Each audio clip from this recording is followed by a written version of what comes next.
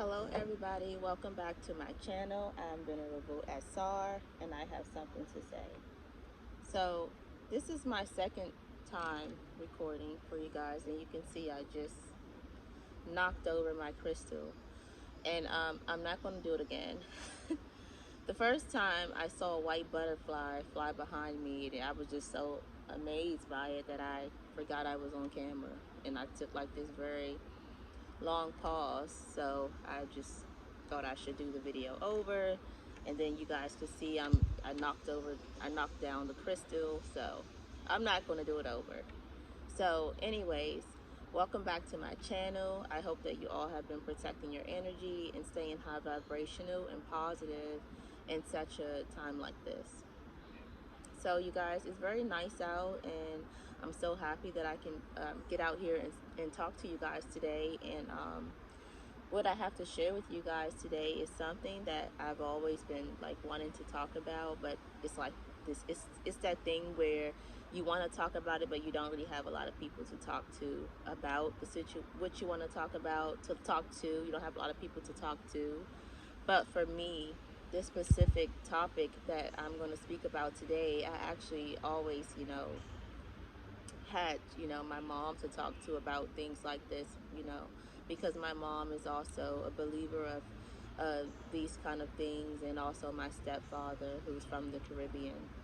So today, I want to tell you guys about, well, first, 5 signs to know if you are from the water, if you are from the water kingdom, if you have lived a past life underwater. 5 signs. Number one, you have vivid dreams since you were a kid, and you probably still do as an adult.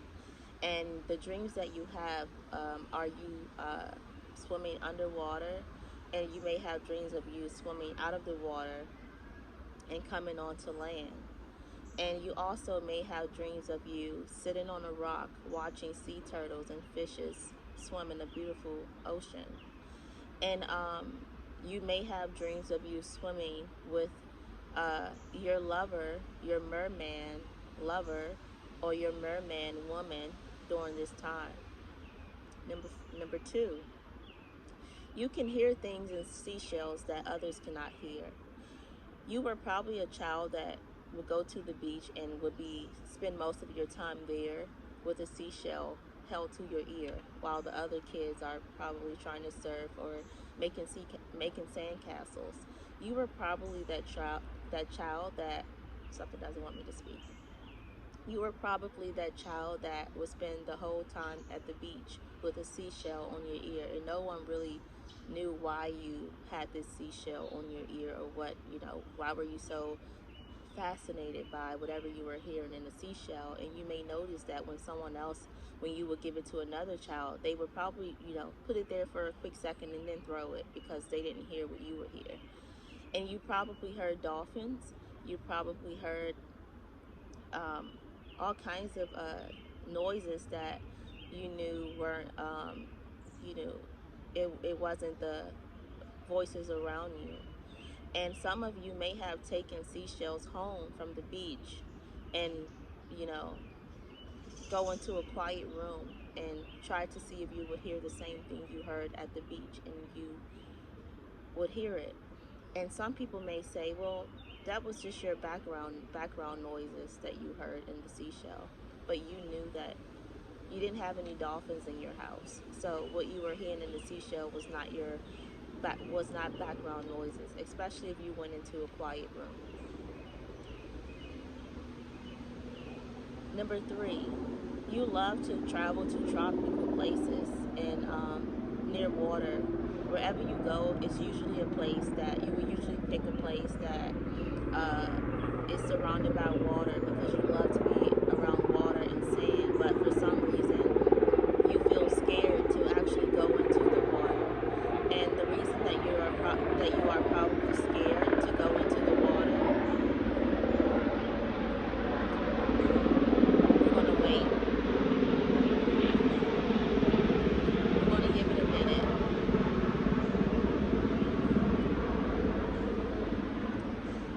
reason that you're probably scared to go in the water is because um, you have a memory of Atlantis and how you and your family members and people who you know love, maybe even your children, have passed away during Atlantis flood. Number four, you have a hard time adapting to you know, your physical body, and you have a lot of health issues, or if not issues, you have a lot of pains in your legs and in your feet because you are used to having a lighter bottom body where you could just flow. And with your feet, it's a lot of pressure on your feet, and you're not used to having feet. You're used to having a tail that you could just, you know, flow through the water with. And, you know, it was very light. And now you're in such a heavy body and you're very uncomfortable. Number five, you have a beautiful voice. You have a captivating and alluring voice that people feel drawn to. And in fact, you may have a voice that puts people in a trance.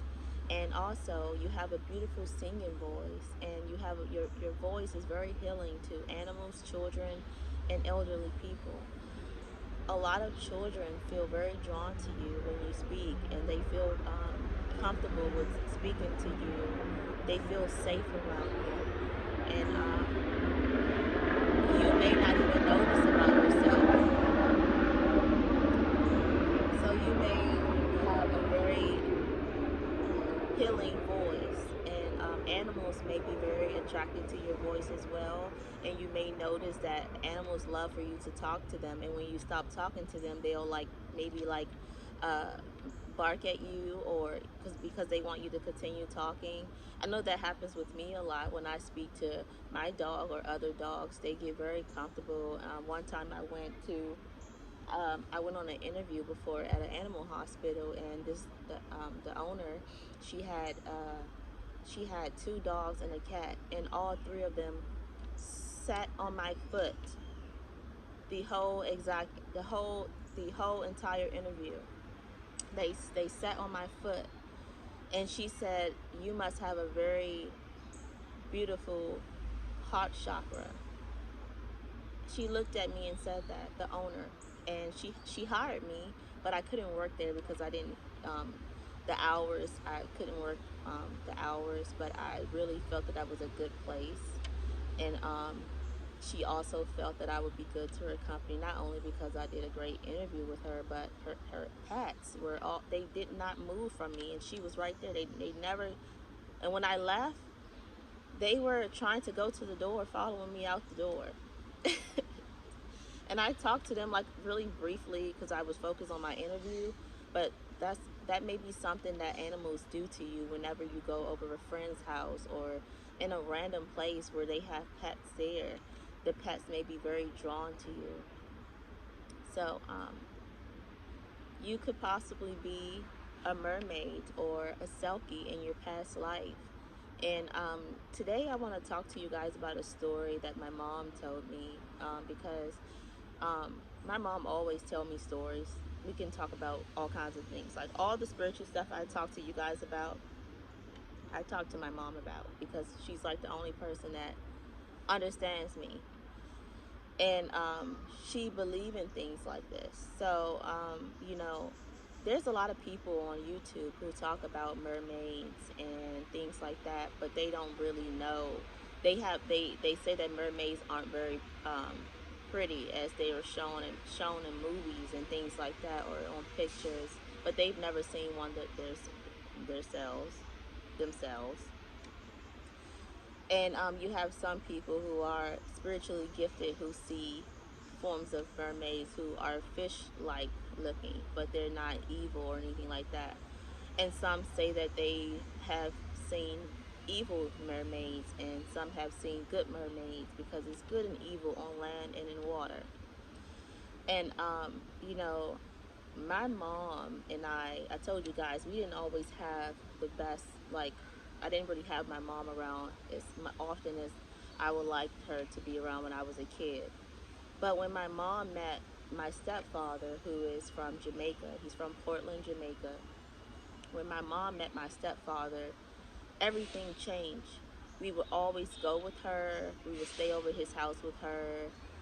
He had a daughter. She was like our big sister, and we would have so much fun. She would take us to the movies, like everything. It was so nice when my mom met him. And my stepfather, he comes from a very spiritual Christian family. He grew up on a farm in Portland, Jamaica with his brothers and sisters, his mom and dad. His mom is also a healer, and whenever she comes over to America, we will all get in a circle and hold hands and pray together.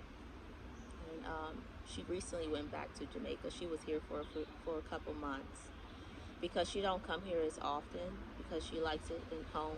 She likes Jamaica, but she does like to visit sometimes. And my stepfather, he told my mom a story when he was little. They was, people knew that a storm was coming. So they told the kids to stay out of the water because a storm is coming. And my stepfather and his brother, they went in the water anyway, and the waves started getting really powerful and strong to where he couldn't even fight it. He was trying to get out of the water, but he couldn't. And he all of a sudden felt himself like just giving up because he was trying to get out of the water, and he was drowning.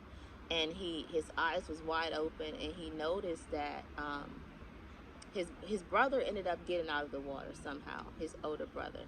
But his brother didn't see him, and he couldn't get out the water, and he saw a girl under the water, and he said that she had a tail, and she pushed him up, and he got out of the water, and his brother got him, and he was just like, coughing and choking and everything. And when he went back to the house, he told his mom and everyone what he saw.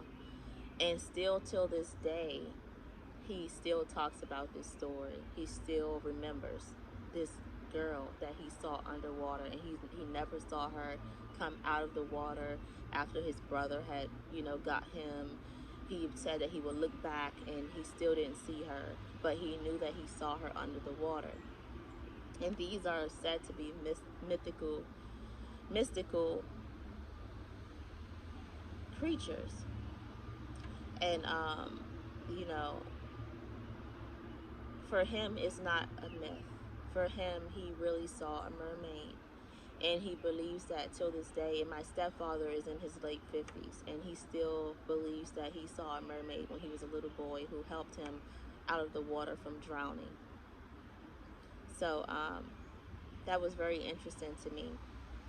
So if you had any of these 5 signs happen to you, or you believe that you was a mermaid or a selkie in a past life, then this is probably it's in the 5 signs that I spoke to you about. You believe that this is, this relates to you, then it's a strong possibility that you were indeed a mermaid in a previous lifetime. And also, guys, I want to talk about my experience. I've never seen a mermaid, so calm down if you think that I'm crazy. I've never seen a mermaid, and I don't think anyone who's seen a mermaid is crazy. But I'm just saying, I've never seen a mermaid, but I have, seen sea turtles, starfish, jellyfish, fishes, dolphins, things that I'm also obsessed and fascinated with. But I've never seen a mermaid. But I used to love to watch Aquamarine when I was much younger. That was like one of my favorite movies, but I haven't watched that movie in so long.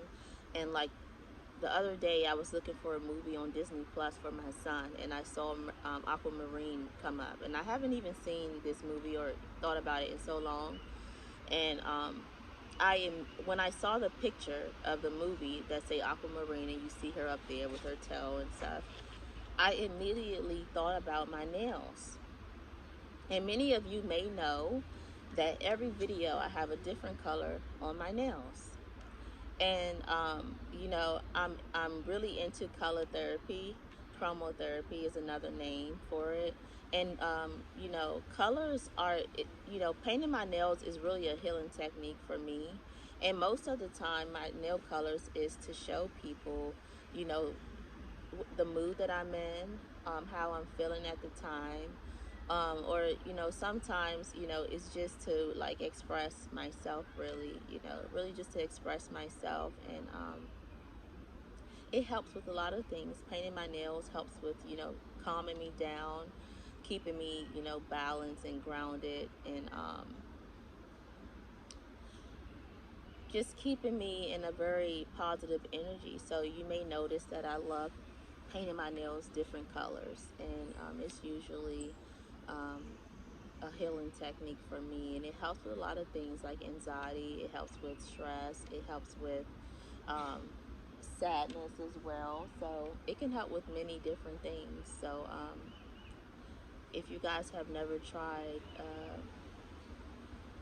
painting your nails, you will know you should. If you feel that you struggle with anxiety and things like that, you should probably try it and see how it works for you. And also, in the movie Aquamarine, in many scenes you will see that her nail color would change depending on her mood. And when I saw that, and remind you, I haven't thought about that movie. I haven't saw. I didn't see that movie in a very long time. But I didn't even click on the movie. I just saw the cover of the movie, her picture, and I immediately thought about my nails. And I watched it because I'm like, wow. And I forgot all about the nail change in the movie, right? When I started watching the movie and it got to the part where her nail color changed and stuff, and I started thinking about like, wow, I never knew that this movie had a huge impact on me as an adult. I never knew that this would be like, I never knew the impact that this movie had on me. And now that I know that this movie had a huge impact on me, and I just think it's so cool how spirit works, because I'm definitely like that now. My nails cannot shift like hers did, and I think that was so cool. And I wish I can actually edit my videos to make my nails change a different color depending on what I'm saying. But I don't have that kind of power. But it's so cool to know that spirit has been there with me from the beginning from the beginning, and to see how this movie that I would never think would have an impact on me as an adult did.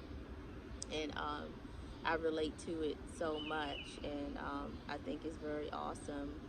And I just thank the Most High for everything, and his him just his signs that he gives you, and your intuition, and how the way I receive, like when I first saw the movie cover and I immediately thought about my nails. That was just that was the Holy Spirit, um, letting me know, like this is get to give me a better understanding, because honestly I never knew why. I didn't know that I was helping myself heal when I paint my nails. I didn't know that I was helping myself heal, to be honest with you guys. I just love to paint my nails. I don't like going to the nail salon anymore. I feel like it's not healthy.